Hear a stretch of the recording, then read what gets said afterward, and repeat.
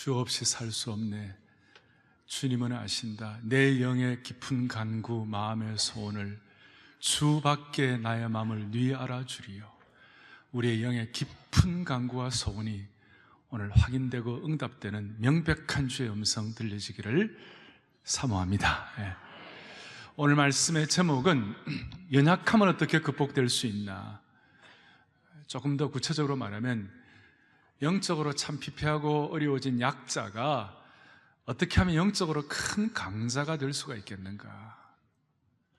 계속해서 사랑의 교회의 핵심 가치를 같이 나누도록 하겠습니다. 삶을 진지하게 사는 사람들의 고백이 이런 내용이 있습니다. 인생이 흔들리면 올바른 신앙생활을 하면 되고, 맞습니까? 사회가 혼란스러우면 올바른 지도자를 세우면 된다. 저는 여기서 한 걸음 더 나아가지고 인생의 방황은 예수님을 생명과 인격으로 만나면 끝나고, 신앙생활의 방황은 성령님이 도우셔서 말씀을 순종하면 끝난다. 성령님이 도우셔서 말씀의 능력을 체험하면 끝난다.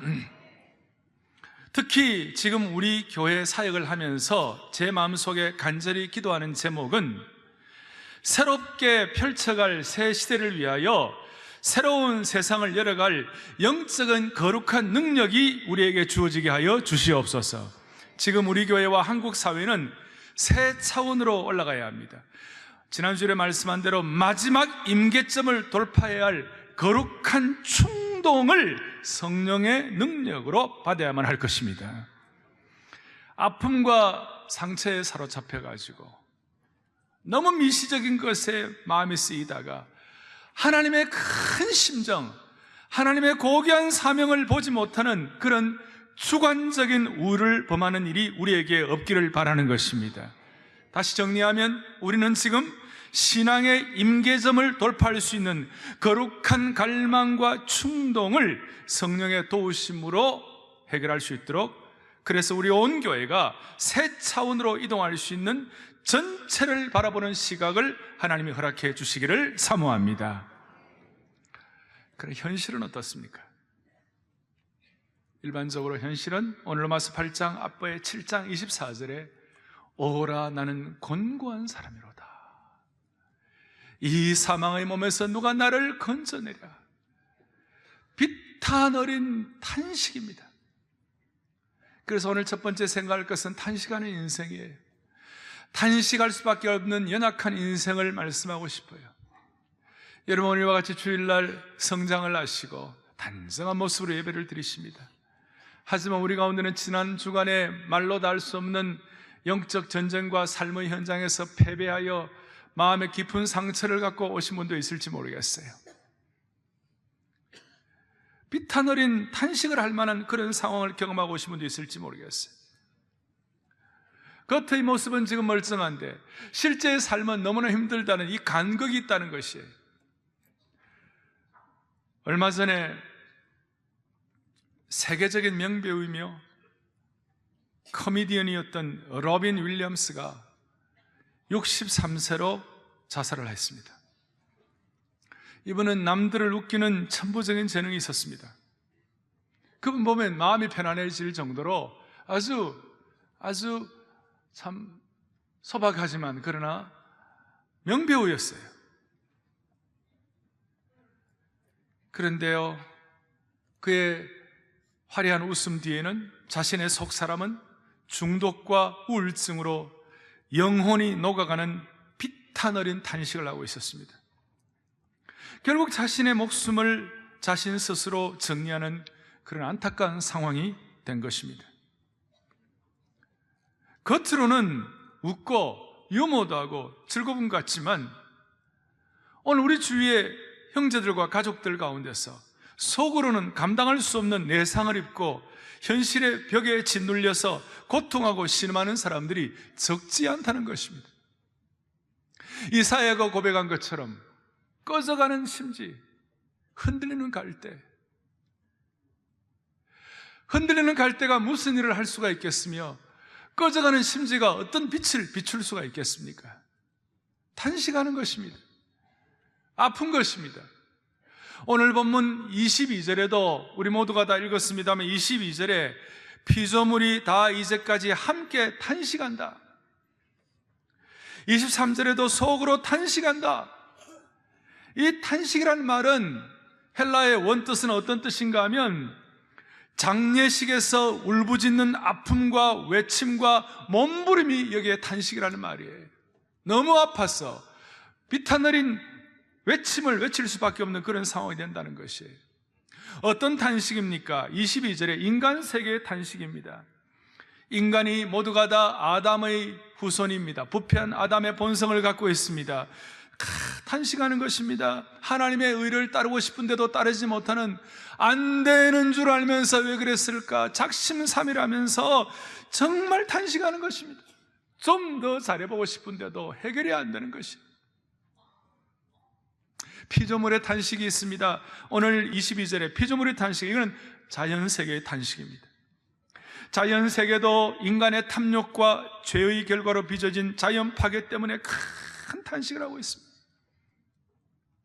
동물세계도 약육 강식 가운데 생긴 탄식이 있습니다.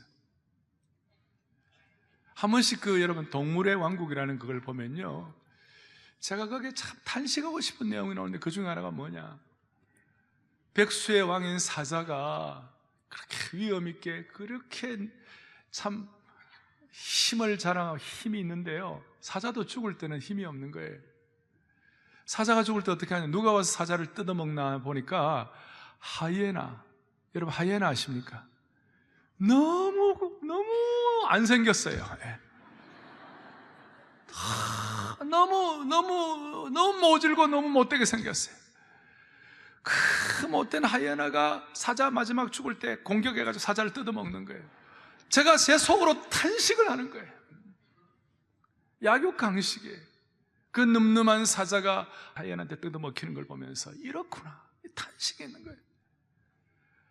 자연세계 아프리카 같은 데는요, 그 광야지만 비만 오면 진초록의 정원으로 바뀌는 거예요. 그렇게 야생화가 아름답게 피고 아름다운 것이요, 아프리카 3년만 비가 오지 않으면 황량한 사막이 되어가지고 거기에 먼지만 펄썩거리면서 그냥 뭐 이렇게 흙만 이렇게 날리는 걸 보면요, 그렇게 탄식이 되는 거예요. 피조물의 탄식이에요. 한 걸음 더 나서 23절에 보세요. 우리 곧 성령의 처음 익은 열매를 받는 우리까지도, 예수 믿고 구원받고 하나님의 자녀가 된 우리들까지도 뭡니까? 23절 뒤에 보니까 속으로 탄식하며 양자 될 것 곧 우리 몸의 속량을 기다리느니라. 구원받은 사람들도 탄식이 있는 거예요.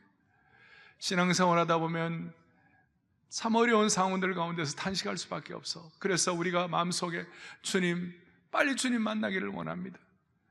정말 천국 가기를 원합니다. 이런 마음의 간절한 소원이 있을 정도로 탄식이 우리에게 있는 거예요. 탄식하는 거예요. 그런데 탄식으로 끝나는 것이 아니죠. 오늘 사랑의 교회 새로운 핵심 가치는 무엇입니까? 그 탄식이 아니라 26절에 이와 같이 성령도 우리의 연약함을 뭐 하신다고 그랬습니까? 도우신다고 그랬어요. 로마서 8장과 7장의 차이는 뭡니까? 7장에는 성령이라는 말이 거의 나오지 않아요.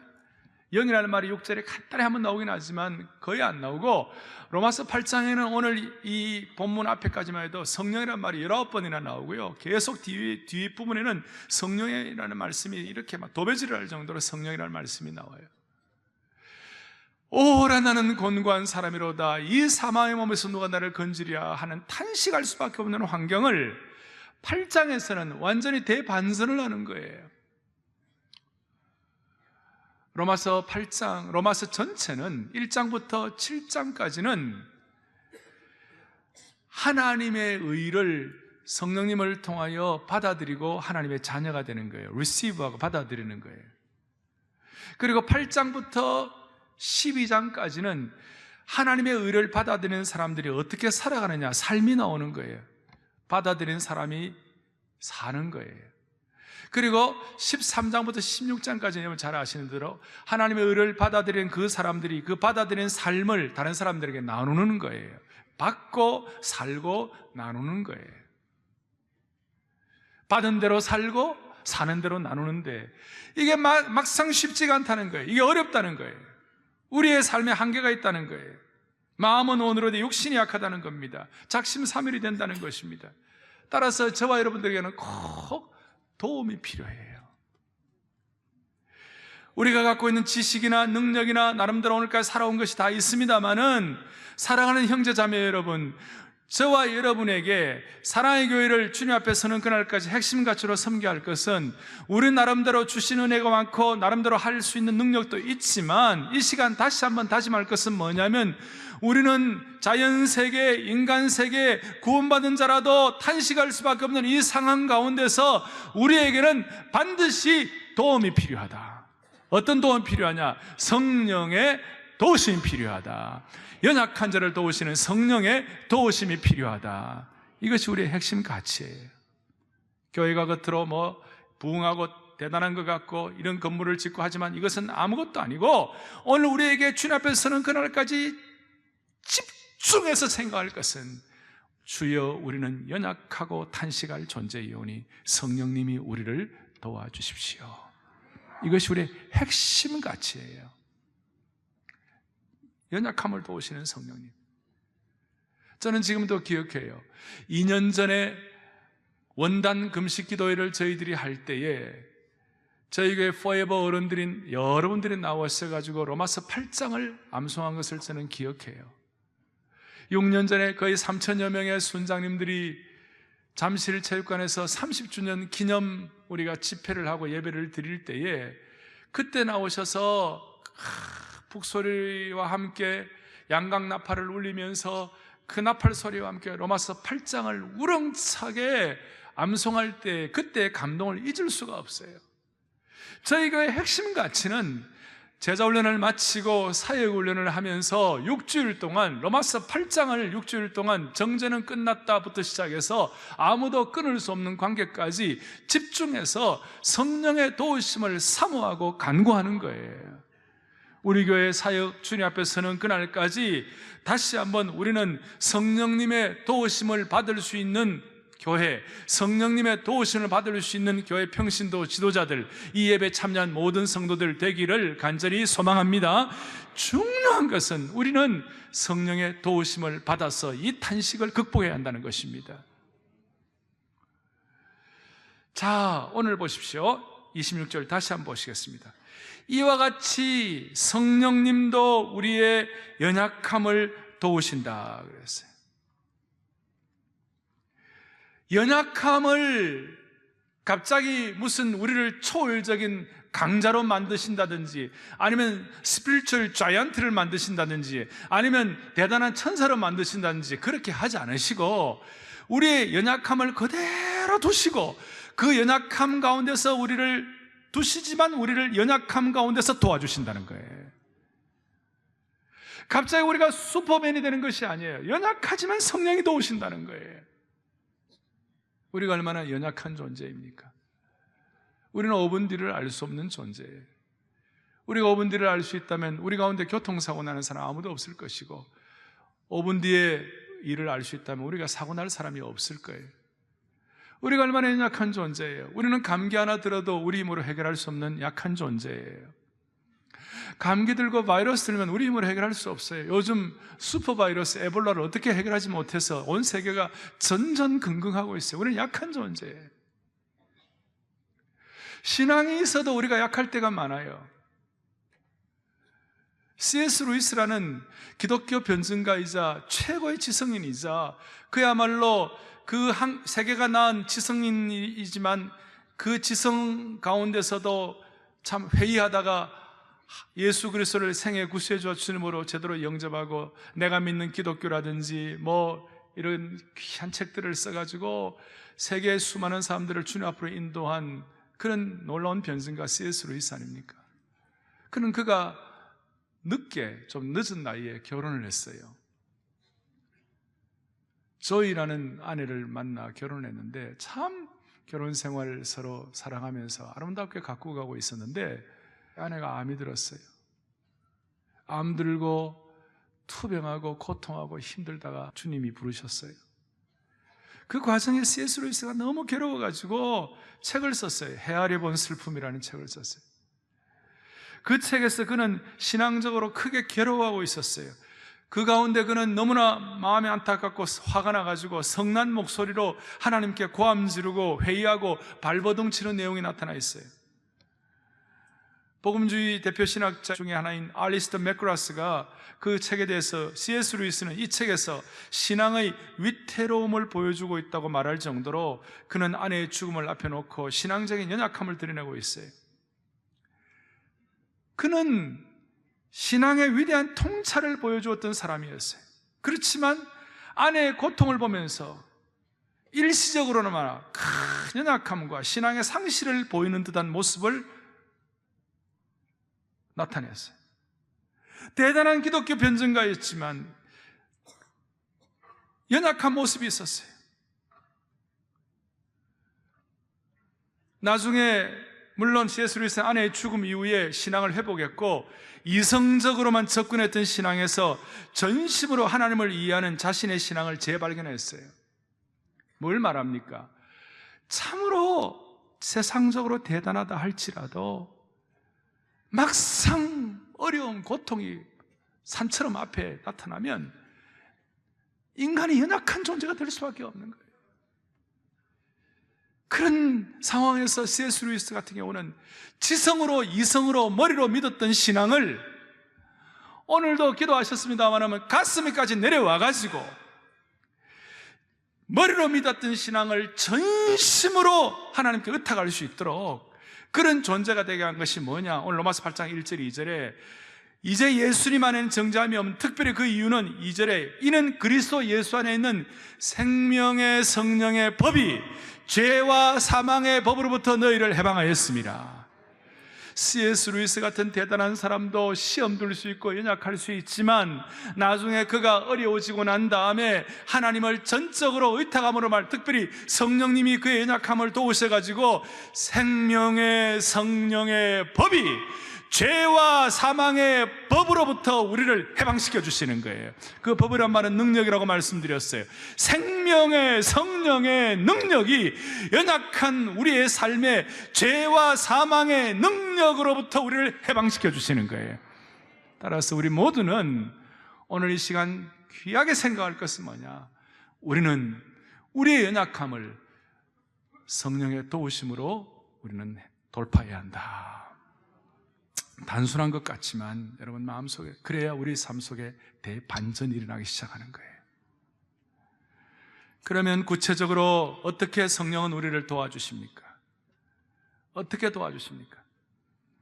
26절에 성령도 우리 연약함을 도우시나니 우리가 마땅히 기도할 바를 알지 못하지만 오직 성령이 말할 수 없는 뭐로요? 탄식으로 우리를 위하여 친행하십니다. 조금 전까지는 하더라도 인간의 한계, 육신의 한계, 자연세계의 탄식, 피조물의 탄식이 많이 나타났습니다. 그런데 26절과 27절에 오면 성령이 말할 수 없는 탄식으로 우리를 위하여 기도하시고 간구하시고 몇 번이나 나오죠? 우리를 위하여 기도해 주신다. 성령이 우리를 위하여 간구해 주신다.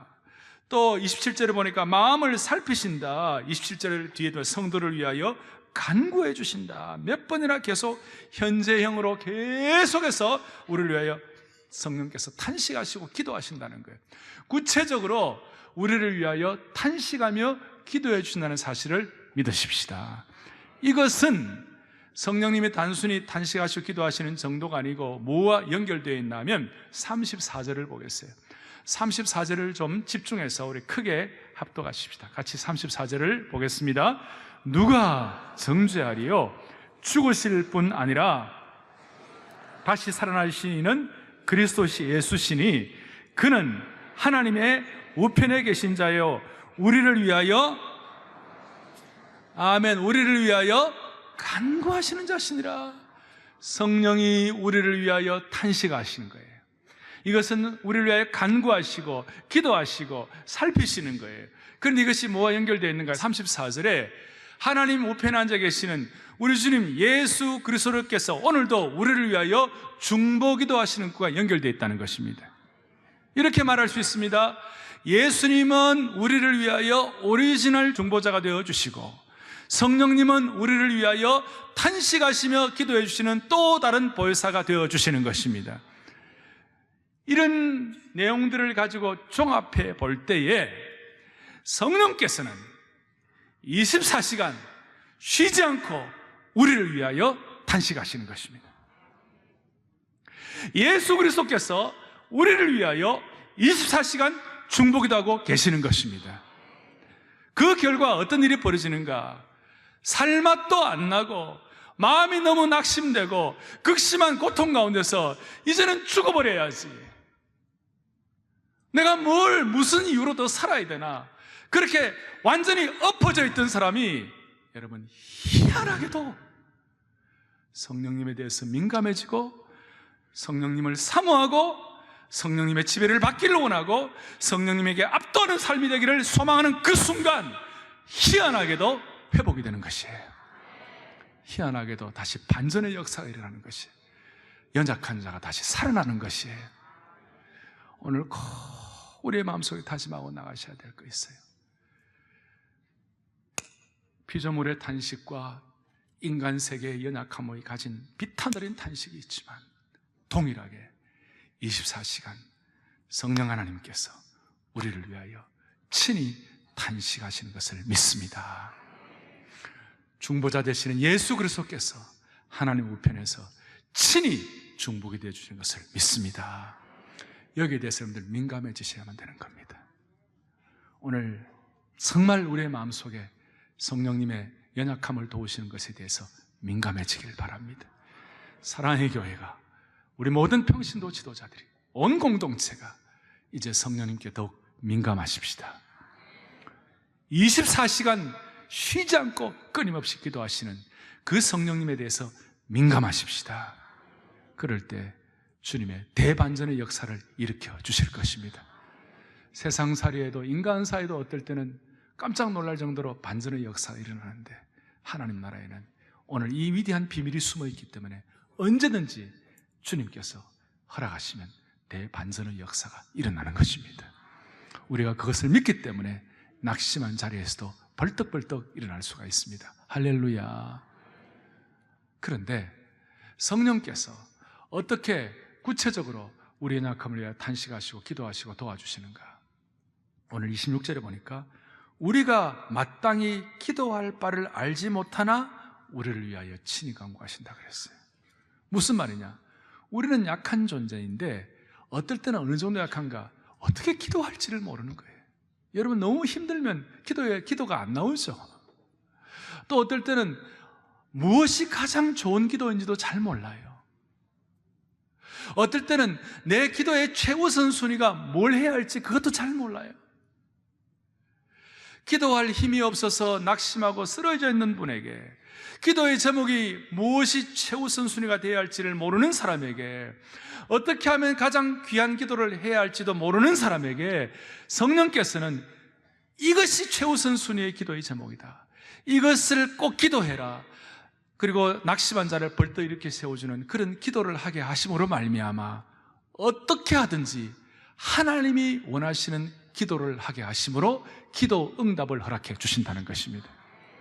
기도의 제목이 잘못되면 고쳐주시고, 기도의 우선순위가 틀리면 바로잡아 주시고, 기도의 제목이 생각 안 나면 생각나게 해주시고, 낙심하고 누워있는 자리에서 벌떡 일어나게 하셔서 여하한 하나님이 원하시는 기도 제목하게 해주셔서 하나님의 뜻대로 하는 기도를 통하여 무엇이든지 주께서 주님 앞에 하나님의 뜻대로 기도하면 그대로 이루실 줄을 확신하라, 이렇게 하죠.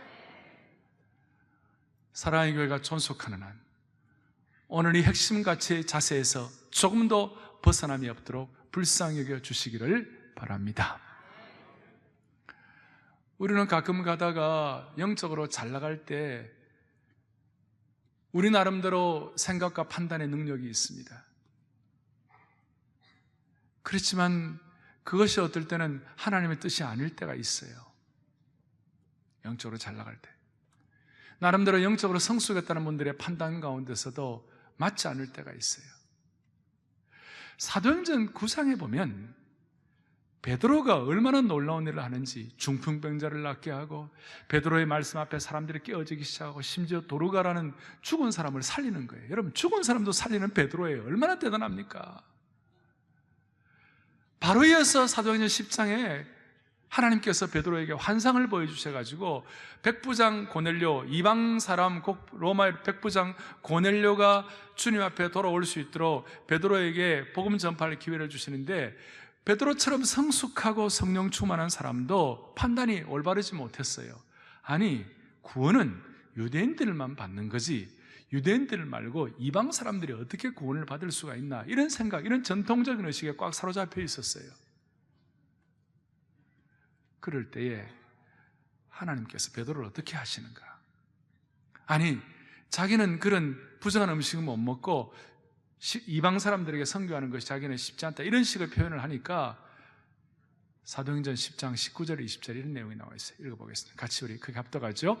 베드로가 그 환상에 대하여 생각할 때 성령께서 그에게 말씀하시되 두 사람이 너를 찾으니 일어나 내려가 의심하지 말고 함께 가라.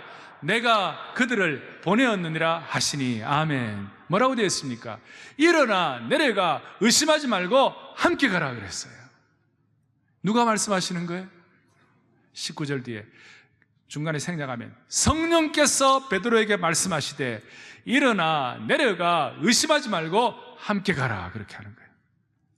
하나님의 뜻대로 보내시고 하나님의 뜻대로 하게 하도록 말씀하시는 거예요. 우리는 성령의 도시에 민감하다 하는 것은 다른 뜻이 아니라 성령께서 하나님의 뜻대로 기도하게 해주시는 것을 믿으십시다.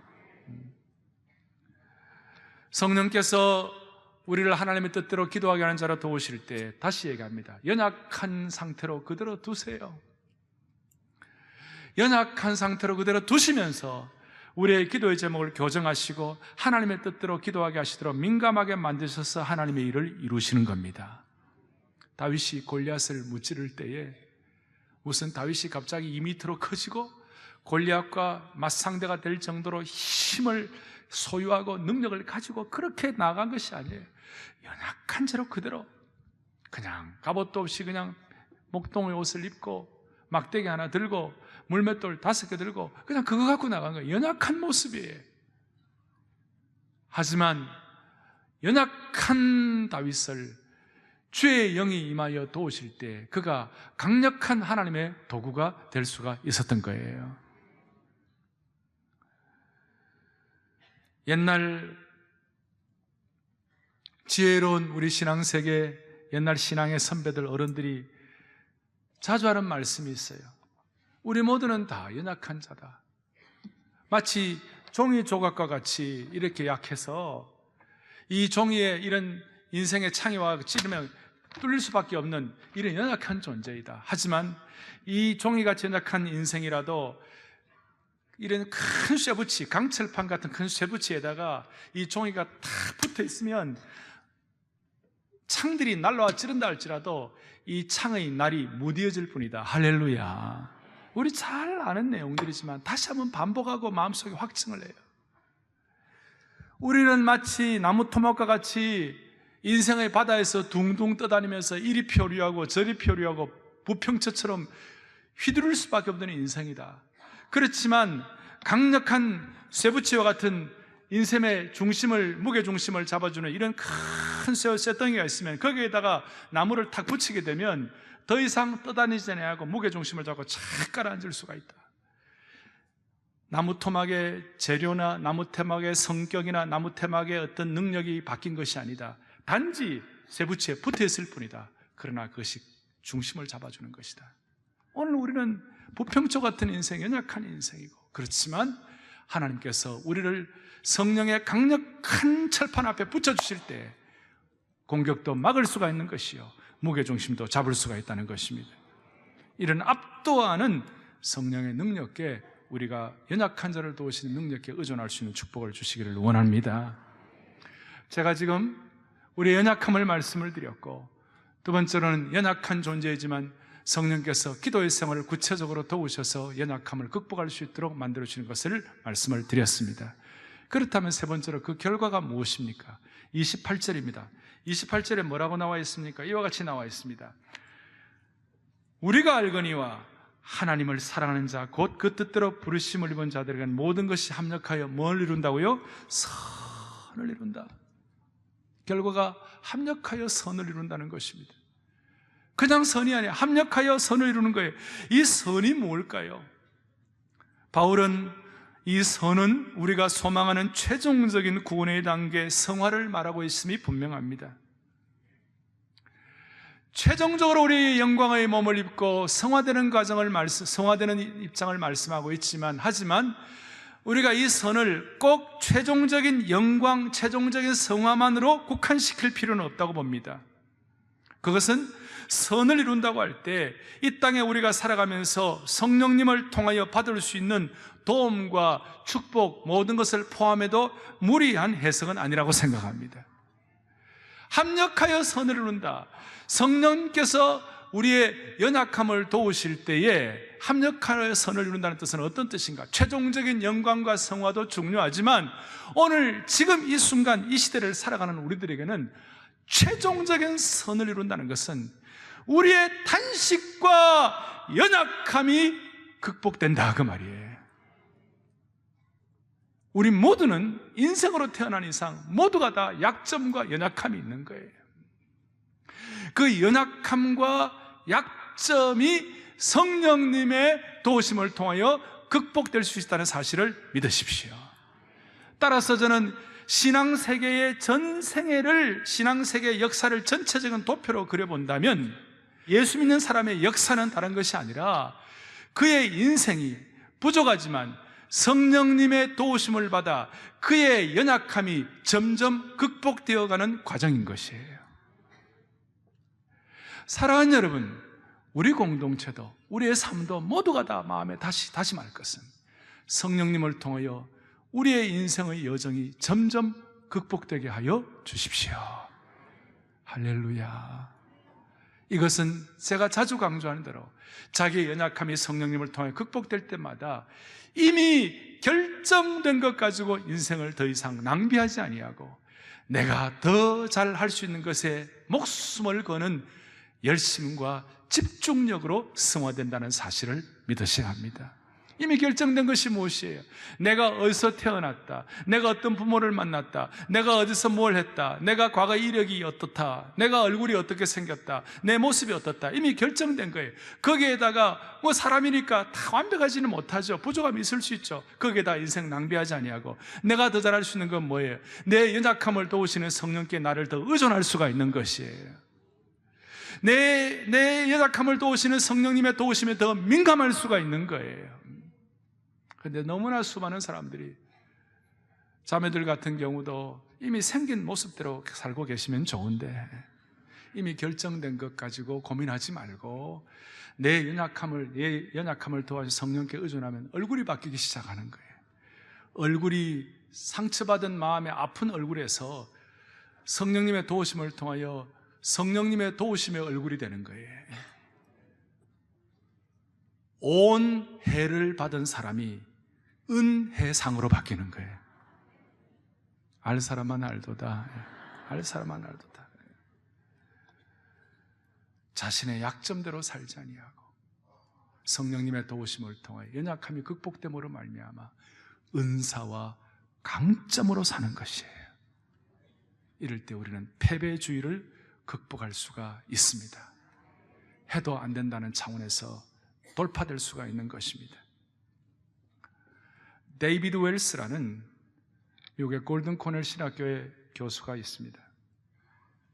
그는 기도에 대해서 이런 얘기를 합니다. 기도는 인간 현실에 대한, 인간 현상에 대한 반역이다, 그런 말을 합니다. 무슨 뜻입니까? 현실 세계에 오염된 것, 현실 세계에 타락한 것, 현실 세계에 비정상적인 것, 우리를 무너뜨리는 모든 것으로부터 혁명을 일으킨다는 뜻이에요. 그 상황을 반전시킨다는 뜻이에요. 하나님께 기도한다는 것은 우리의 타락하고 죄악된 상태에 대한 반역으로서 그 상태에 머물러 있지 않기를 몸부림치는 것이기 때문에 그것이 기도라는 것이에요. 오늘 성령님의 도우심으로, 특별히 성령께서 우리의 기도 생활을 도와주심으로 말미암아 상황이 뒤집어질 수 있다는 사실을 믿으십시다. 대반전의 역사가 일어나는 것입니다. 비정상적이고 타락되고 잘못되고 상처받은 것들을 무너뜨릴 수 있는 판을 바꾸는 거룩한 혁명이 우리 가운데 일어나기를 소원하는 것입니다. 기도는 부패한 현상에 대한 반역이요, 우리의 삶에 대한, 삶의 나태한 현실에 대한 영적인 긴급조치라고 말할 수가 있는 것입니다. 오늘 사랑의 교회가 이 거룩한 현실 세계에 타락되고 무너뜨리고 상처받은 것들에 대한 반역 혁명을 일으킴으로 말미암아 성령의 도우심을 가지고 우리의 삶의 역사가 대반전될 수 있도록, 그래서 나도 모르게 주님, 내 인생의 역사는 내 연약함이 성령님의 도우심을 받아 극복된 역사인 줄로 믿습니다, 이렇게 고백할 수 있도록 한 분 한 분 명백한 주의 음성을 들려주시기를 원합니다.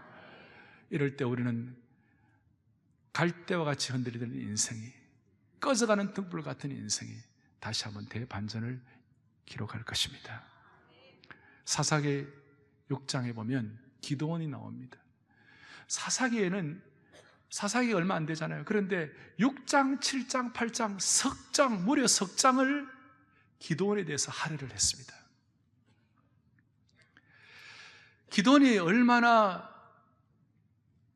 뭐라고 그럴까요? 마음이 막 소심하고 나약하고 어떻게 보면 좀 비겁한 자였는가 하면 포도주를 만드는 틀에서 숨어서 곡식을 타작했어요. 곡식을 타작하려면 좀 넓은 마당에 가지고 타작을 해야 될 거 아닙니까? 포도나무 집 틀은 조그만해. 포도주 틀은 거기다 갖고 이렇게, 그런 소심한 기드온이었어요. 이 소심한 기드온이 얼마나 나중에 하나님의 역사를 보여달라고 몇 번 하다가 하나님께서 사람 붙여주셔가지고 미디안과 함께 싸울 때에 32,000명을 보내셨어요. 근데 하나님께서 32,000명 하면 안 된다, 정예부대가 필요하다. 그래서 제대로 선포를 하니까 22,000명이 날라고 10,000명만 남았어요. 10,000명 갖고도 안 된다, 300명 갖고 와라. 300명을 데리고 기드온의 역사 아시잖아요. 그 미디안 대군을 물리칠 수 있도록, 그 소심한 사람이, 이런 사람이. 근데 그 원인이 딱 하나예요. 사사기 6장 34절에 보시겠습니다. 같이 읽어보겠습니다. 여호와의 영이 기드온에게 임하시니 기드온이 나팔을 불매 아비에셀이 그의 뒤를 따라 부름을 받으니라. 그 이후로 막 전쟁에 승리하는 영웅들이 쭉 나오는데, 사랑하는 여러분, 원인이 뭡니까? 여호와의 뭐예요? 영이 기드온에게 임하시니, 그 소심한 기드온이 큰 용사가 된 것입니다. 대반전의 역사가 일어난 것입니다. 오늘 이 은혜를 우리 온 성도들 개인의 삶마다 누리시기를 원하고, 이번 주 화요일날 수요일날 우리 교회는 순장수양회를 올해는 순장수양회만 하지 아니하고 2006년에 했던 리더스 컨퍼런스를 8년 만에 다시 한번 제2차 리더스 컨퍼런스를 통하여 저희 교회에 소속된 모든 주일학교 교사, 청년대학 리더들까지 7,000명의 성도들이 함께 모여, 지도자들이 함께 모여 하나님이 주시는 연약한 자를 도우시는 신앙과 사역의 대반전을 감당할 수 있도록 은혜 주시기를 소망하는 것입니다. 이를 위하여 우리는 주님이 원하시는 기도를 하십시다. 어떤 기도를 원하십니까? 누가 아비에게 떡을 달라면 돌을 주는 자가 있겠으며, 누가 아비에게 생선을 달라면 정갈과 뱀을 줄 자가 있겠느냐? 하물며 너희 천부께서 구하는 자에게 성령을 주시지 않겠느냐? 오늘 우리의 마음속에 성령에 대해서 민감하고 연약함을 극복시켜 주시는 성령님께 우리를 의탁함으로 말미암아 저와 여러분들의 인생, 우리 교회 사역에 대반전이 일어날 수 있도록 한 분 한 분 붙잡아 주시기를 간절히 소망합니다.